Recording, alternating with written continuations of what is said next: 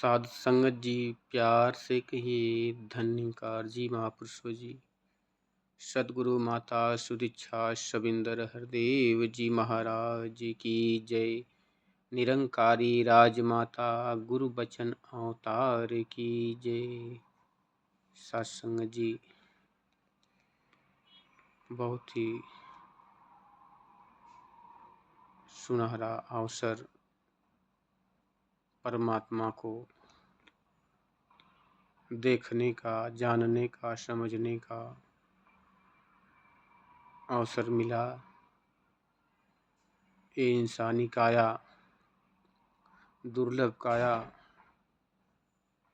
जो बिना कृपा के परमात्मा के मिलना असंभव है। इसीलिए लिखा गया है कि बड़े भाग्य मानुष तन पावा, सुर दुर्लभ सदग्रंथ गावा। ये देवताओं को भी दुर्लभ है, वे भी परमात्मा से प्रार्थना अरदास करते हैं कि हे प्रभु, इस मृत्युलोक में धरती धाम पर मानव के रूप में हमारा भी जीवन कुछ क्षण के लिए ही हो जाए तो हम अपने आप को बड़भागी समझते हैं। लेकिन साथ संगत जी, जिन्हें भरपूर जीवन मिला है, मानव का भरपूर दौलत मिली है, भरपूर तन मिला है, क्या वो इस तन का जो कार्य था उसको प्राप्त किया या नहीं?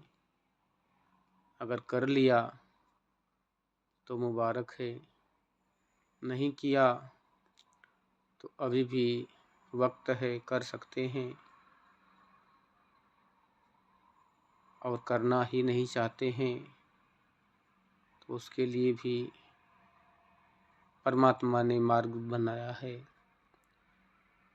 कि 184 भरम के पथ पर अटका आए, अब के पास आना पड़े तो फिर 84 जाए। अगर इस मानव तन के मिलने के बाद भी अगर इस मालिक खालिक का दीदार नहीं हुआ तो उस 84 लाख योनियों को फिर से भ्रमण करना पड़ेगा, जिसकी कल्पना मात्र से इंसान की रूहें कांप जाती है। फोटो में देखते थे कि जैसी करनी वैसी भरनी। जो इंसान करता है परमात्मा उसका 10 गुना उसे वापस करता है। अब ये मायने नहीं रखता कि इंसान अच्छा ही कर्म करता है तो उसके बदले उसको 10 गुना अच्छा ही फल मिलेगा, बुरे काम का भी 10 गुना बुरा मिल सकता है। इसलिए हर कर्म करने से पहले अपने आप को चेतन करना है, सावधान करना है कि जो कार्य कर रहा हूँ, ये कार्य करने की जो हमें खुशी मिल रही है, जो हमें आनंद प्राप्त हो रहा है, कहीं इस कार्य को करने की वजह से किसी की आत्मा का हनन तो नहीं हो रहा है, किसी के सुख में कोई विघ्न तो नहीं डाल रहे हैं, किसी की दौलत को नुकसान तो नहीं कर रहे हैं। तमाम ऐसी सावधानियों का ध्यान रखना पड़ता है साथ संगत जी। और जो इंसान इस चीज़ का ध्यान रखता है वही परम पुरुष है, मानव है, वही प्रेम का अस्तित्व है। ये गहराई की बात है साथ संगत जी कि आज इंसान अपने सुख के लिए कितनी जीवों को हत्याएं करके खुश होता है, खुशियां मनाता है, बर्थडे मनाता है, और कितने ही गर्दनें कट जाती हैं, जीवों की हत्याएं हो जाती हैं। इंसान जरा भी नहीं सोचता कि जिस खुशी की आनंद हम उठा रहे हैं दूसरे की हत्याएं करके, दूसरे का नुकसान करके, ये धर्म की धरती है, परमात्मा का हिसाब चूकता नहीं। तो कहीं इसका जब हमें फल मिलेगा वो कितना भयंकर होगा, इस चीज़ का ध्यान इंसान को नहीं हो पाता। और जब वो फल प्राप्त होता है तो इंसान अपनी किस्मत को कोसता है, परमात्मा को दोष देता है कि परमात्मा ने हमें अभागा कर दिया, हमारे साथ अन्याय कर दिया। साथ संगत जी कहते हैं जिस प्रकार शीशा जैसा हमारा सूरत होता है, चेहरा होता है, वैसा ही हमें दिखाता है। अगर हमारे चेहरे पर दाग है तो हम उस दाग को मिटाने की कोशिश करेंगे, ना कि उस शीशे को साफ करेंगे। साथ संगत जी कर्म में खोट है तो हमें अपने कर्म को सुधारना पड़ेगा। नहीं तो कहते हैं कि जैसा कर्म करेगा वैसा फल देगा भगवान, ये है गीता का ज्ञान। कुछ कर्म ऐसे भी होते हैं साथ संगत जी जो बिना सोचे बिना जाने भी हो जाते हैं, इंसान उसका विचार नहीं कर पाता। ऐसे कर्मों का फल भी भोगना पड़ता है। साथ संगत जी इसीलिए मानव के जीवन में कष्ट बार बार आता है, क्योंकि मानव ही इस दुनिया को, संसार को सुंदर बनाने की बीड़ा उठाया है। और जब मानव ही इसका हनन करेगा, मानवता का हनन करेगा, तो फिर किस पर विश्वास किया जा सकता है? क्योंकि इंसान ही वो अन्न पैदा करता है जिससे सारे जीवों की पेट भरता है, और इंसान ही उन जीवों को जहर भी देता है जिनका पेट भरता है। दोनों कर्म इंसान ही कर रहा है, लेकिन दोनों के फल अलग अलग हैं। इसलिए साथ संगत जी हमें इस बात पर गहराई से चेतन होना पड़ेगा कि परमपिता परमात्मा ने जो दात बख्शी है, सुंदर काया,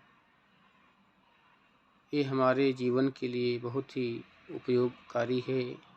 इसका उपयोग करना है, परमात्मा को जानना है, संतों का संग करना है, सत्संग करना है। क्योंकि सत्संग एक ऐसा आध्यात्मिक स्थल है जहाँ पे इंसान को जीवन जीने की कला मिलती है। कैसे हमें दुनिया में रहना है, बोलना है।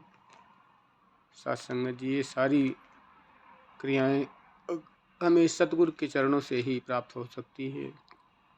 स्वयं की मर्जी से तो साथ संगत जी एक वृक्ष भी नहीं बढ़ पाता, वह भी टूट जाता है, उसे भी किसी न किसी का सपोर्ट लेना पड़ता है। तो साथ संगत जी ये सुनहरा अवसर कहीं हाथों से निकल ना जाए। कहते हैं कि सांसों के थमने से पहले कौन है ये तू जान ले, ऐ इंसान यही है मौका, ईश्वर को पहचान ले। अच्छे काम को आज ही कर ले, कल पर हरगिज छोड़ नहीं। कह हरदेव गुरु के दर से, मुख को अपने मोड़ नहीं। देखा जा सकता है साथ संगत जी वेद शास्त्रों में निहित है, प्रमाण है कि इन्हीं आँखों के ज्ञान दृष्टि से अर्जुन ने महाभारत के कुरुक्षेत्र में इस विराट स्वरूप का दर्शन किया। और जब दर्शन किया साथ संगत जी तब वो नतमस्तक हुआ दिल से।